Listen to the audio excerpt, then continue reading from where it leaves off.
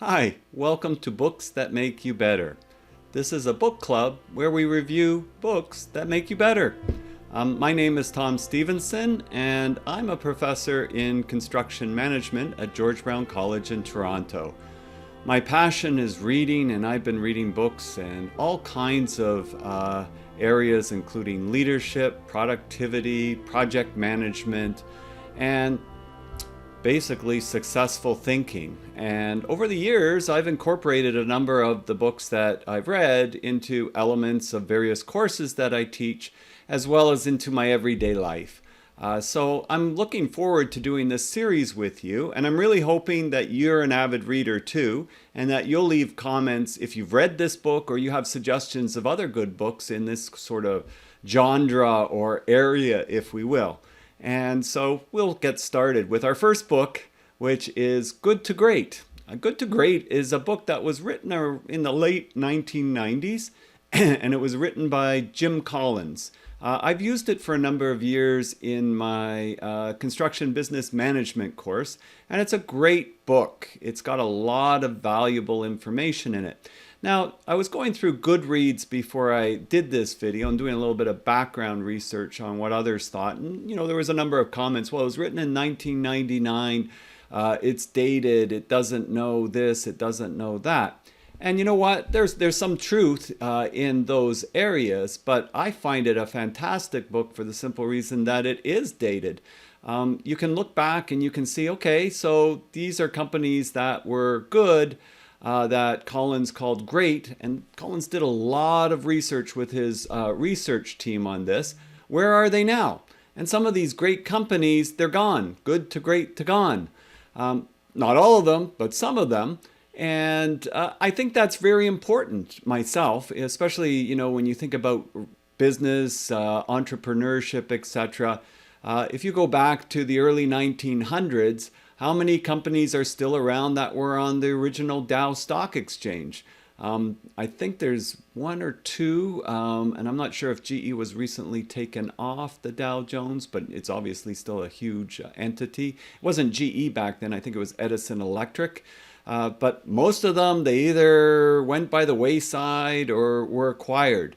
So being a really great company is not necessarily great forever. Although Collins did write another book just before this book, which was called Built to Last, and that's sort of very long-lasting entities. But I think Good to Great is an excellent book, and we'll look at some of the highlights.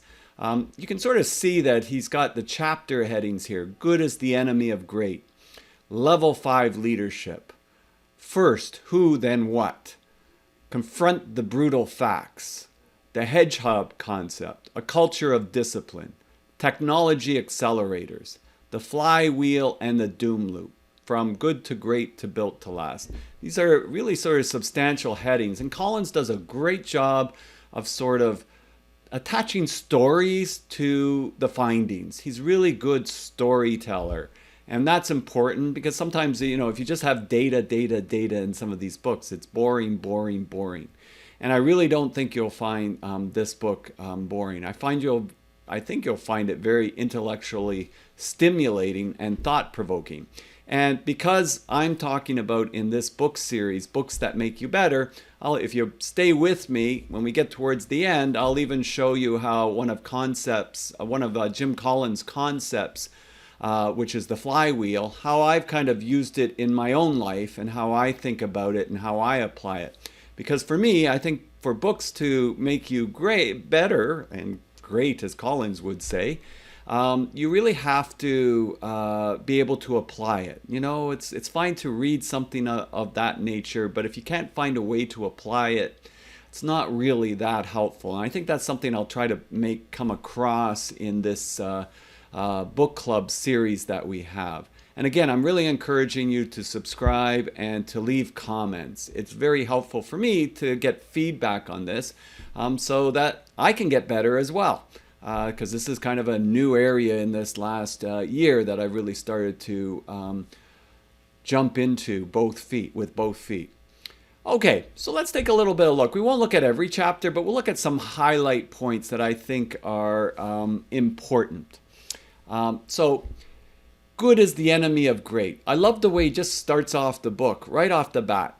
We don't have great schools principally because we have good schools. Few people attain great lives in large part because it's just so easy to settle for a good life. The vast majority of companies never become great precisely because the vast majorities become quite good, and that's their main problem. I think there's a lot to that, and it's not just superficial. Barry Schwartz, he did an excellent TED Talk, and I remember him talking, I'm pretty sure it was the Chicago School Board, and they had this curriculum, and it was very, very tight, like this is what thou shalt do. And you're a teacher, and there were inspectors going around, and they were checking, and he sort of discusses that. And so a teacher really had very, very little latitude with their students. If they kind of veered off on something, that was a no-go. They could be reprimanded, etc. So what his point was, what that does, it ensures that you get a good education, a baseline, what he would call a baseline education, not like a great, but a baseline education. So it helps to eliminate sort of players that are maybe not performing below par, right? So it helps to bring everybody up to an even keel. But it really stifles innovative, creative, passionate teachers. And so that's going to prevent you from having great schools. So Collins didn't mention that, but that's definitely where it ties in Collins' work. That was the first thing that sort of popped to my mind when I thought about that. And I'll bring that up with some companies that I've worked with as well in a little bit. There's also what Collins calls the Stockdale paradox. I think he coined the phrase. I'm not 100% sure of that. But it's basically on Admiral Jim Stockdale. And this was an individual that was captured and was a prisoner of war for a number of years in Vietnam. And so Collins interviewed him for the book. And a lot of stuff that Collins does, you know, he's doing a lot of research, but he's also looking at the peripherals, and then the neural networks are kind of connecting all the dots together. And then there's these sort of eureka moments, but they're not really eureka moments. They're really like a lot of work and a lot of research that's just sort of coming together. And then there's an idea of how it can be framed and told. So he's very good at that in the book. So there's this quote by Jim Stockdale, because he was a prisoner of war, and a lot of the people that he was prisoner of war with for a number of years, they didn't make it out.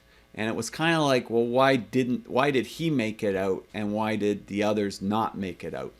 And so what he thought about long and hard in this condition was, you must maintain unwavering faith that you will prevail in the end, regardless of the difficulties. And at the same time, have the discipline to confront the brutal facts of your current reality, whatever they may be.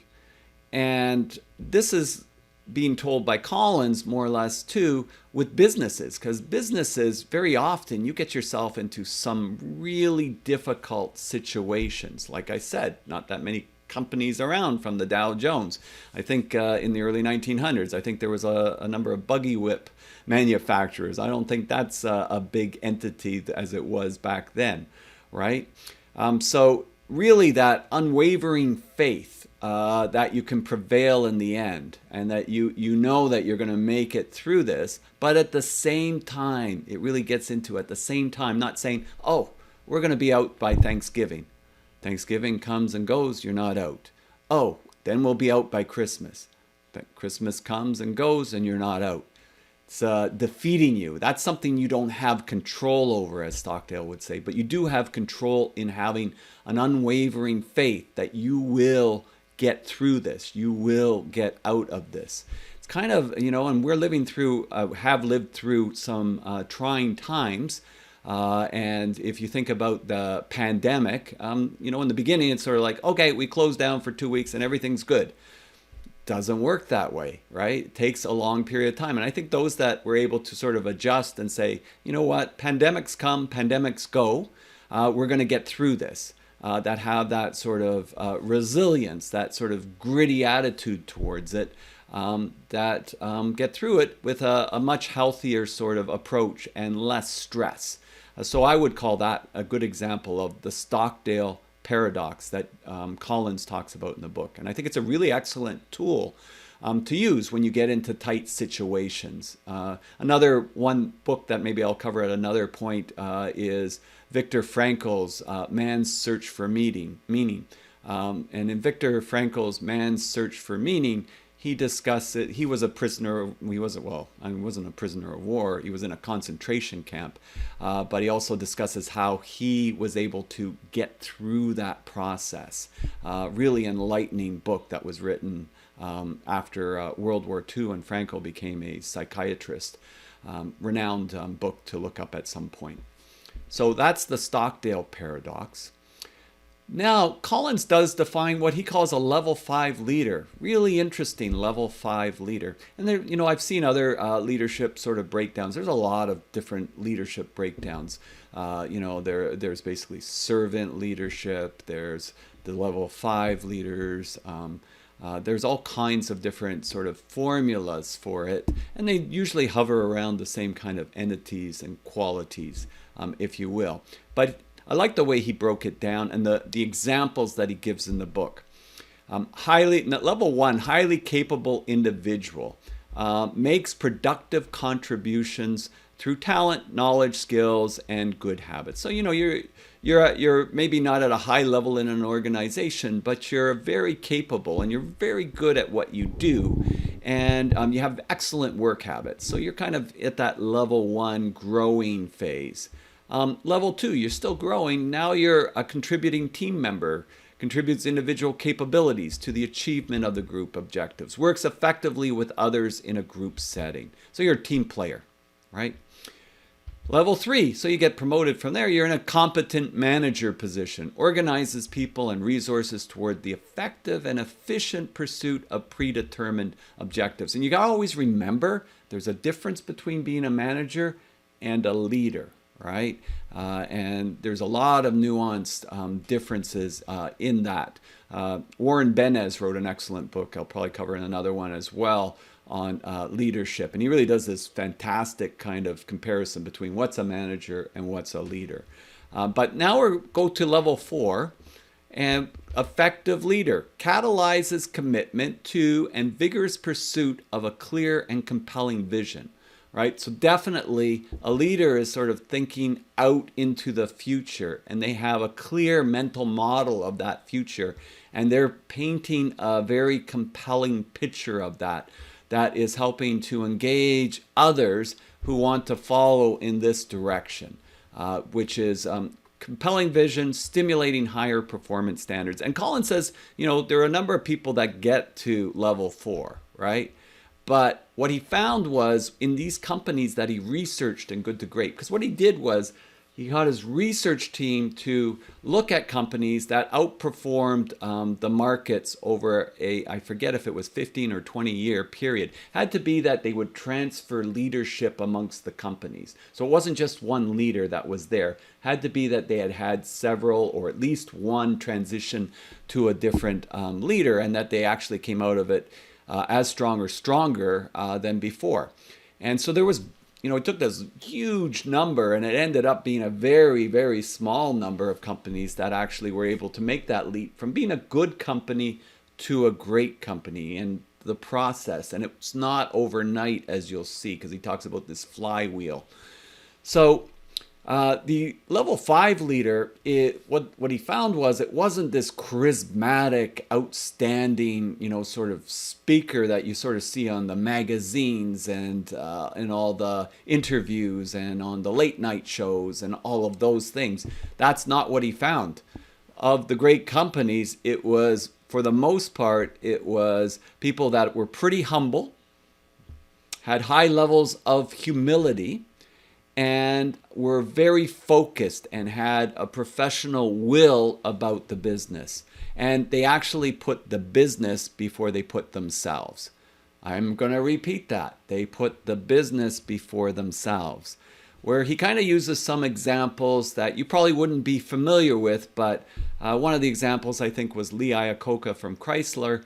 who did a fantastic level 4 job of getting Chrysler up out of bankruptcy in the 1980s. That was, I think, the first company that actually received major bailout dollars from the US and Canada at the time. He brought them out of that. They came up with the minivan, which was hugely popular way back then. It was hugely popular. And they paid off their loans within a very short period of time. But he was a star. Like, he was in every kind of media outlet. And so at some point, I think it became more about him than it was about Chrysler, as sort of how Collins portrays it.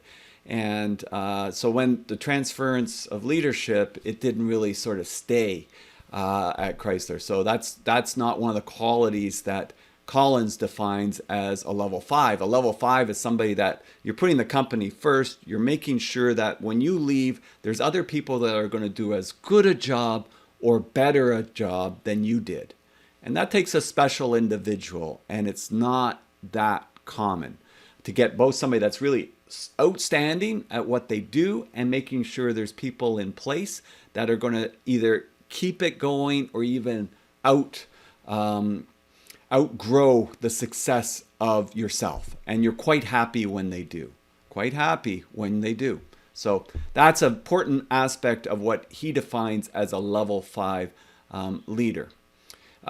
There's also, it talks about a culture of discipline. And I was going to look this up and read this out. So maybe I'm just going to pause here and I'll edit this while I find it. So give me a second and I'll look for it. Okay, I'm back. I found it on my iPad. By the way, this is one of those books. I have a hard copy and I have it on my iPad. Lots of highlights throughout, and very, very useful from that perspective. As you see the bookshelf behind me, lots of hardcover books. But to be honest, in the last few years, most of my reading has been coming from reading on the iPad, because I do like the fact that I can highlight notes and I can go back to it, and I can have basically 150 books on my iPad that I can sort of access for these kinds of things. And when I'm teaching, same idea. But anyways, when it comes to a culture of discipline, Collins is talking about really having a focused discipline as a business, but also being very careful as the business reaches certain success points that it doesn't lose its way. Some companies, they start off, as he would say, with the founders, and the founders hire early, basically entrance people that they've hired, and they're all in. It's like a startup company, and they're all excited, and they're working hard on this startup company. I have a few students that are graduates that have started this business, and they've hired other students, and you just see the enthusiasm in them when you're talking to them and you're seeing them on their projects and at their office, and it's just a fantastic thing to see. But at some companies, they eventually lose their way. And so I'll just quote this part. As a company grows and becomes more complex, it begins to trip over its own success. Too many new people, too many new customers, too many new orders, too many new products. What was once great fun becomes an unwieldy ball of disorganized stuff. Lack of planning, lack of accounting, lack of systems, lack of hiring constraints create friction. Problems surface with customers, with cash flow, and with schedules. In response, someone, often a board member, says, "It's time to grow up. This place needs some professional management." The company begins to hire MBAs and seasoned executives from blue chip companies, processes, procedures, checklists, and all the rest begin to sprout out like weeds. What was once an egalitarian environment gets replaced with a hierarchy. Changes of a command appear for the first time. Reporting relationships become clear, and an executive class with specialized perks begins to appear. We and they segments appear, just like in a real company. The professional managers finally rein in the mess. They create order out of chaos, but they also kill the entrepreneurial spirit. Members of the founding team begin to grumble. "This isn't fun anymore. I used to be able to just get things done. Now I have to fill out all these forms and follow these stupid rules. Worst of all, I have to spend a horrendous amount of time in useless meetings. The creative magic begins to wane as some of the most innovative people leave disgusted by the burgeoning bureaucracy and hierarchy. The exciting startup transforms into just another company with nothing special to recommend it. The cancer of mediocrity begins to grow in earnest. To me, that is worth the price of the book. And this book has many jewels in it. That's just one of them. I've worked with companies, as I've mentioned, and I do a lot of consulting. And one of my favorite companies to work with is a company called Elliston, very large construction company. And I know from working with them how they're always concerned about getting the right level of policies and systems, but at the same time, not squashing innovation and creativity, not squashing that entrepreneurial spirit. And so I think that's a really good thing to think about when you're operating a business. When you need certain systems, systems are important. They're really important. I talk about them in my other video. But you want to make sure that you don't squash that entrepreneurial spirit. So you have to be careful about the culture that you create, the systems that you create, the policies and procedures that you have in place, and that they're not in conflict with each other. So I think it's something really to think about seriously with a business. So he has this good to great matrix from his book, where basically matrices are always good for explaining things. I do that in another video with the Eisenhower matrix. So he utilizes that sort of aspect. But you have a startup organization, and at a certain level when they're starting up, they don't have that kind of discipline because they're a little bit all over the map. They don't have the built-in systems and that aspect in the business. But their ethic of entrepreneurship is really high. It's really high. Like they're like into it, knee deep, and they're willing to work 24/7 on these products and ideas and business concepts. As the company grows, that's where Collins is saying that in some cases there's a lot of sort of forced systems which kind of stifles the ethic of entrepreneurship, right?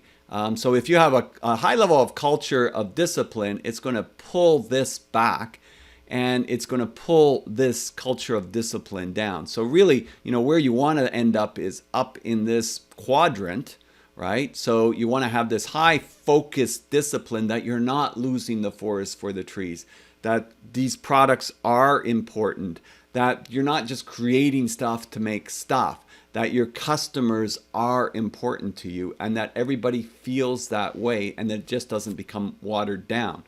And if it does, it's going to end up with this bureaucratic organization of many levels that really sort of stifles and pulls away the best people.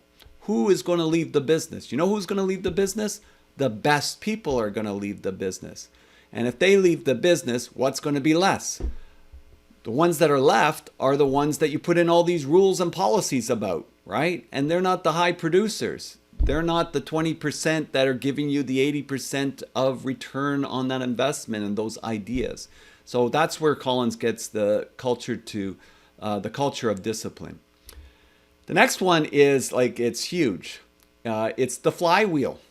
He calls it the flywheel, and it's this accumulation, and it takes time. For good to great companies, it didn't happen overnight. It didn't just happen overnight.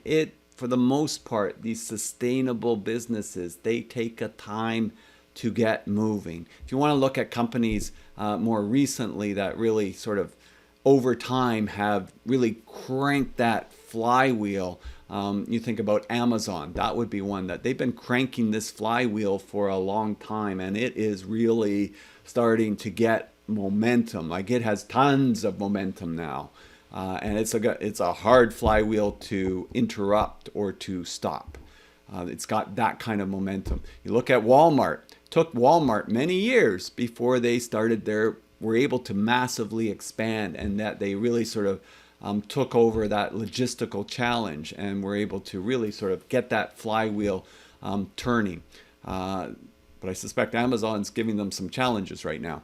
So we have this flywheel, steps forward, consistent with hedgehog concept, right? So, and he talks about the hedgehog concept. You know, I can't cover everything in this video. That's why you got to buy the book. But it's a fox and a hedgehog, and the fox is very clever and can do all these different things. Hedgehog can do one thing really, really well, and that's to protect itself against the fox. And so basically the hedgehog is the best in the world at what it does, protecting itself against the fox, and the fox is crafty and it's trying all these different things, but the hedgehog wins. That's the concept with that. And so that's kind of trying to say, keep a focus, keep a discipline, and become, what can you be the best in the world at? So that's the term. He's got 3 circles that he uses in the book, but one of the main circles that he's identifying is, what can you be the best in the world at, and focus on that. If there's things, you know, maybe the business started in a different sector. Maybe you're in a construction industry and you started in renovations and you're doing now custom homes, but the renovation sector is really pulling you down, and where you're making your money is in the custom homes. Well, Collins might say, well, then maybe you want to shed the renovation sector so you can focus on the custom homes. I'm not telling you to do that, because you might want to also look at, well, what if it's a down economy? Maybe the renovation sector keeps us going, or other views on it. But you have to consider these things. So it just gets your own sort of wheels, your own flywheel cranking on these things. So steps forward, consistent with the hedgehog concept. Accumulation of visible results, so you start getting a little bit more success.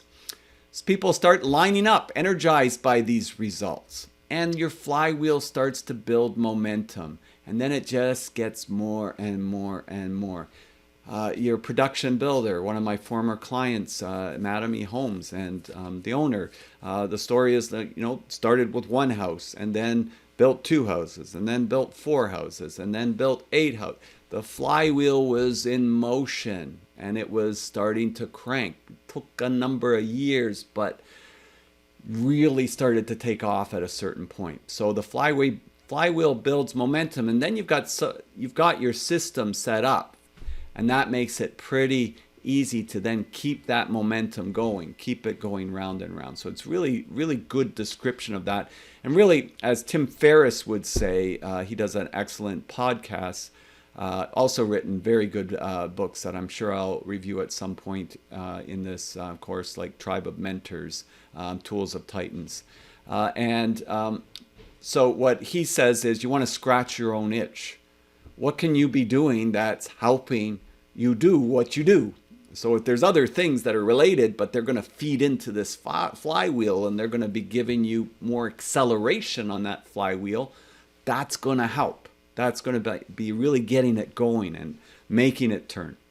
So good to great, the flywheel. Now he also talks about the doom loop. So he's not exactly a total optimist or Pollyanna about things. He talks about the doom loop. There's the flywheel, and the doom loop is like in reverse.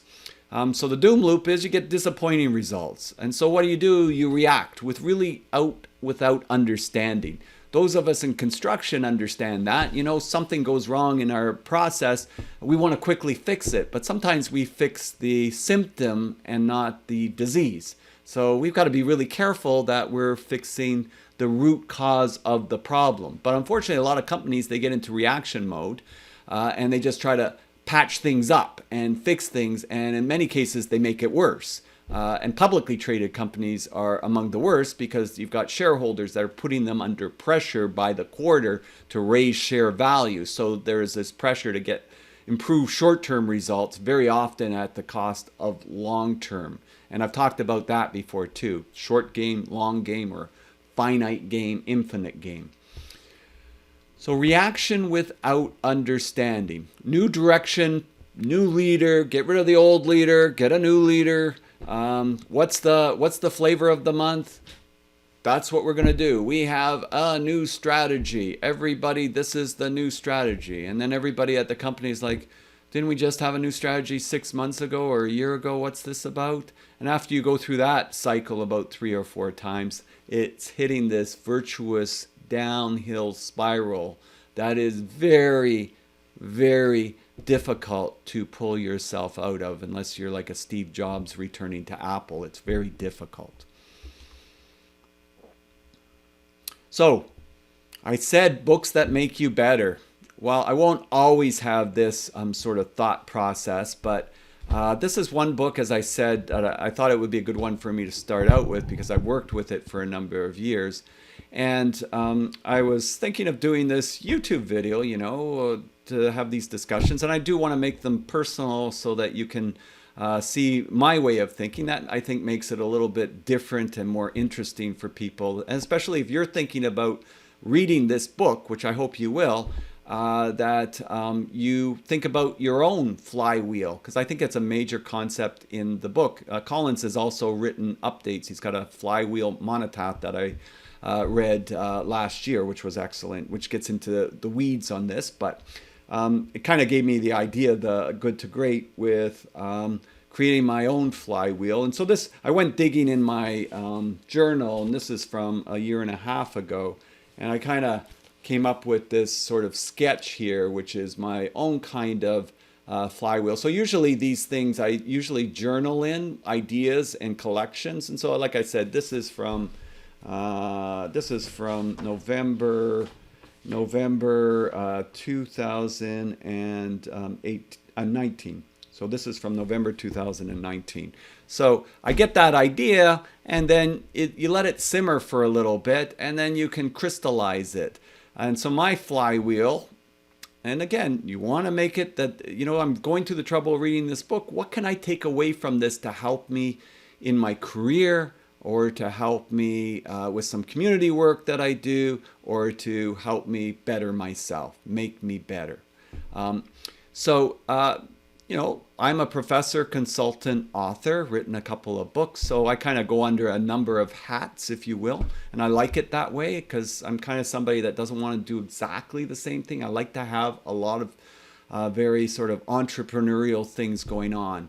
At the same time, I'm a little bit risk averse, so that's kind of why I stopped the family construction business and kind of got into teaching. But then I always had this entrepreneurial spirit. So even within the college, I did a lot of intrapreneurial things, like creating the building renovation program that we have at our college, like the business course that I'm talking about. We didn't have any business courses, straight business, start your business courses when I started.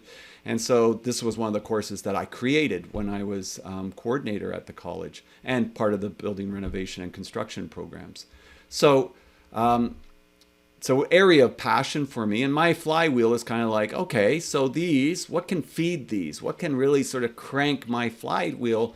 That, as Colin said, what can you be, I'm pretty humble about it, but I like to think, that you strive to be as good in your field as you possibly can. And so if I'm down here, how can I get up another step? How can I continuously improve? And where's my best likelihood for my efforts? And so I've kind of put it into this area of professor, consultant, author.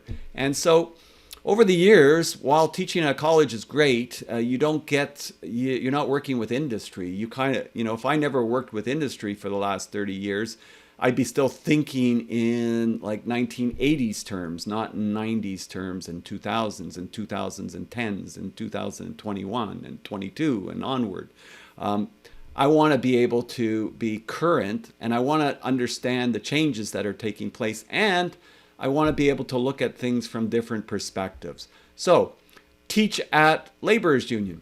Okay, so we have a lot of laborers, and many of them, they're really hungry to improve themselves. They work hard on their sites all day. So for many years, I've taught at LIUNA, Laborers International Laborers International Union North America, LIUNA, and that's been great because they're very enthusiastic and they want to better themselves. And many of them are new to Canada as well, many of the students. So I really sort of pick up that energy. And I remember they also will complain about certain things that they see management doing. And so there's sort of that trade thinking to management thinking.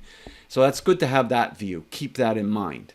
I teach at Toronto Construction Association. It's our biggest construction association in Toronto for the commercial, ICI, institutional, commercial, industrial sectors, fantastic membership, really skilled people. So I learn from them when I'm teaching. It feeds me. It lets me know what the problems are. From a GC's point of view, they have subcontractors, but very mostly like a lot of general contractors that are people working for general contractors. Then I teach at the Mechanical Contractors Association. Now I get to put a different hat on. Now I'm a trade partner. What's that perspective like in the big scheme of things? What are their problems? And what can I take away from that? And I learn from that. Then I teach at the Masters of Engineering at the University of Toronto. And so now I'm getting the consultant view. Most of these students are working as engineers in all fields. I would say a lot of them are construction, but probably about 60-70% are construction. But then you got mechanical, you got aeronautical, you got transportation, you've got all kinds of different engineering students taking that course. And that's feeding me the consultant's views and some of the trials and struggles that way. So I've got a very sort of well-rounded circle, especially once I start looking at the consulting I do with individual companies. And then I get to really get in the weeds with what your problems are and what's the issues and how can we better resolve that. And at the same time, honestly, I'm a ferocious reader. That's why I'm doing this YouTube video, literally hundreds and hundreds of books. And it's usually in this zone of topics that I really sort of hone in on. And so this is all going into what I call a melting pot. And it's like stew, and it's just percolating, sitting there, really sort of percolating. And that's feeding me, and that's giving me detailed reflection leading to innovation. And then I'm practicing what I preach. So the learning aspect, practicing what I preach, I'm really trying to take it in really, really deeply. Here it's just kind of just simmering up there. And this is leading to reflection. And now I'm really sort of feeding the learning curve and what can I improve upon. And that leads me to my continuous improvement. An example might be new certifications. It might be doing YouTube videos and creating a YouTube channel. It's in a lot of different areas. It might be one of the certifications that I did was lean construction. And so then developing that and teaching in that program and developing my skill sets further and further in that. Research and writing books.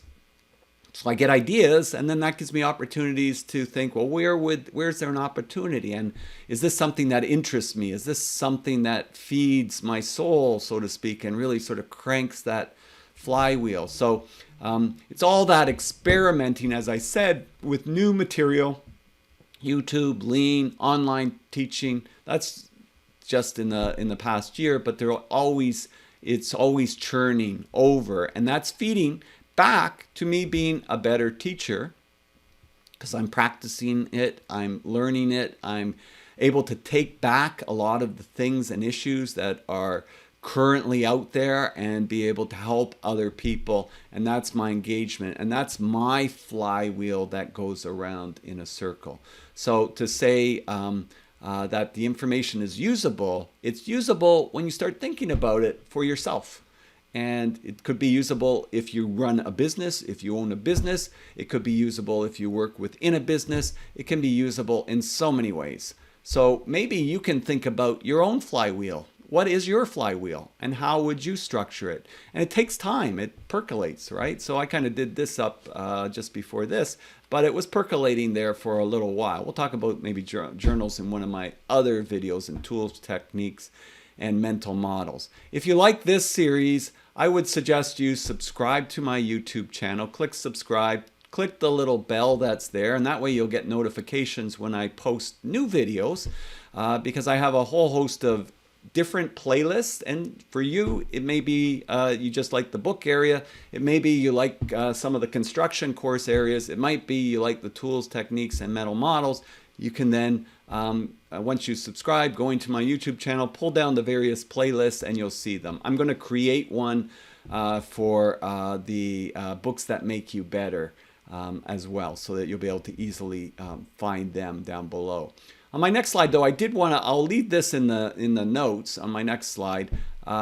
There's a few interviews, so you might want to ponder a little bit more before you purchase the book. But like I said, it's a great book.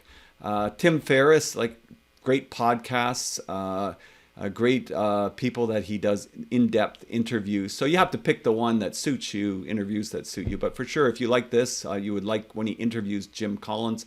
He has 2 interviews that he does with Jim Collins. So I put up one of them, but you can always search his site for the other one if you like it. Farnham Street, fantastic podcast. Shane Parrish, the Knowledge Project podcast. Excellent website too. Really in-depth blogs and written several books on tools and techniques. So I really have a strong recommendation for that podcast and for that website. You Google Farnham Street, it will come up. And then Good to Great you can get on Kindle. You don't have to link on this. You don't have to get it on Kindle. Whatever you use, you can get it iBooks, whatever. I usually more times than not use iBooks, but whatever works. So hopefully you enjoyed this, the first of a series. And I'm Tom Stephenson. And remember, please subscribe. Also, please put comments. It gives me a lot of feedback. And if you've read the book, especially put comments. Or if you read it as a result of this, come back to this and add some more comments. So I hope you found this helpful. And remember, this is about books that make you better. So hopefully there's going to be some ideas and tweaks and little things that get the little gray cells working. I'm Tom Stephenson, wishing you a wonderful day, and we'll see you next time. Bye for now.